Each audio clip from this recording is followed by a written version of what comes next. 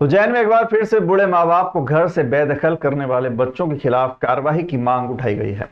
पूर्व आईपीएस सचिन कुमार अतुलकर के कार्यकाल में भी ऐसे मामलों में कड़ी कार्रवाई की गई थी और अब फिर से ऐसे मामले सामने आ रहे हैं जिसमें सामने आ रहा है कि बच्चे अपने माँ बाप को पीड़ित कर रहे हैं। एक प्रेस वार्ता के माध्यम से ऐसा ही एक मामला सामने आया है जहां बूढ़े माँ बाप को घर से बेदखल करने वाले बच्चों की करतूत उजागर हुई है। इस मामले में उज्जैन पुलिस के त्वरित कार्यवाही कर पीड़ित माता पिता को न्याय दिलाने की मांग की गई है। पीड़ित माता पिता ने बताया कि उनके बच्चों ने उन्हें घर से बेदखल कर दिया है और उनकी देखभाल नहीं कर रहे हैं। इस मामले में उज्जैन पुलिस से कार्यवाही करने की मांग की गई है ताकि पीड़ित माता पिता को न्याय मिल सके।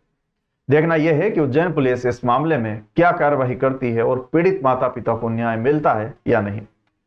उज्जैन पुलिस से त्वरित कार्रवाई करने की मांग की गई ताकि ऐसे मामलों में पीड़ित माता पिता को राहत मिल सके। इस मामले में उज्जैन पुलिस की भूमिका महत्वपूर्ण है और देखना यह है कि वे इस मामले में क्या कार्रवाई करते हैं। पीड़ित माता पिता को न्याय दिलाने के लिए उज्जैन पुलिस को त्वरित कार्रवाई करनी चाहिए। मेरा नाम तारा है, मेरे पति का नाम शांतन सिंह है। मेरे पति की उम्र 75 साल है, मेरी 70 साल उम्र हो चुकी है।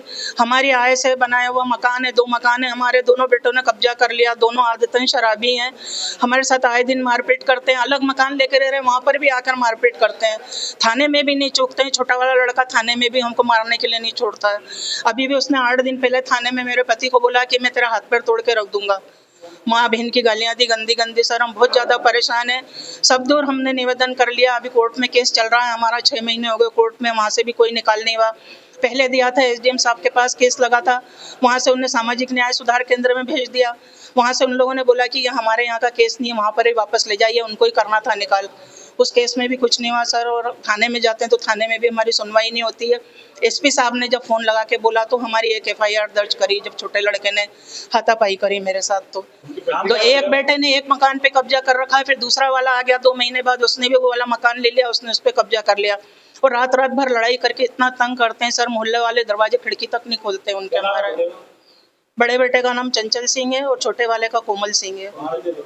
आनंद नगर में रह रहे हैं सर, उन्हीं मकानों में, और हम किराए के मकान में रह रहे हैं, अन्नपूर्णा नगर में रह रहे हैं सर, हम ट्रेजर बाजार के पास।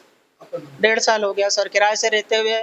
हमें न्याय मिल जाए तो ठीक है सर, नहीं तो हमारे पास मरने के अलावा कोई रास्ता नहीं बचा है सर। हम बहुत शारीरिक रूप से लाचार हो चुके हैं सर, बहुत परेशान हैं। हमें न्याय दिलवा दीजिए बस, हम बहुत ज़्यादा परेशान हैं सर।